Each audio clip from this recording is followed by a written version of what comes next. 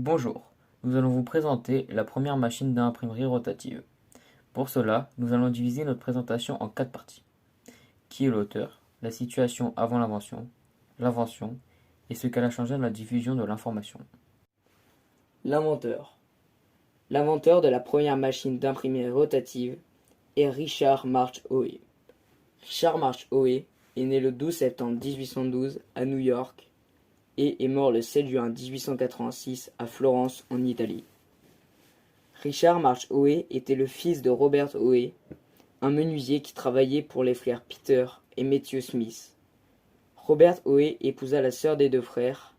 L'entreprise devient alors une entreprise familiale, Robert Howe and Company. Richard rejoigna l'entreprise à 15 ans et il sera à sa tête à la mort de son père. Le premier travail de Richard et de son père était d'étudier la possibilité d'actionner les presses à la vapeur. Au fur et à mesure des années, les personnes avaient commencé à s'intéresser à la presse, ce qui augmenta la demande. À partir de là, un problème s'est présenté.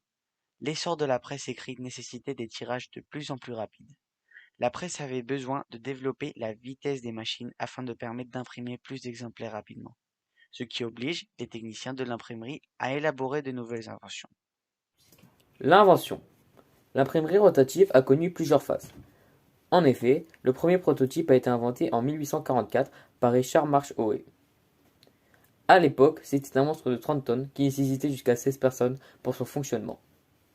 Le système d'impression est alimenté feuille par feuille. Chaque ouvrier, qu'on appelait à l'époque margeur, présentait une feuille de papier au gros cylindre d'impression. C'est seulement en 1869 que William Bullock améliore la rotative en introduisant aux États-Unis l'alimentation à bobines. L'avantage d'une presse rotative alimentée par des bobines de papier est sa vitesse et sa capacité de production. Elles permettent à la machine rotative d'imprimer jusqu'à 8000 exemplaires par heure, et ce qui lui vaut d'être qualifiée de première machine typographique par grand tirage. Ce qu'elle a changé dans la diffusion d'informations est surtout la vitesse de production. Pouvoir imprimer jusqu'à 8000 exemplaires par heure était un grand changement.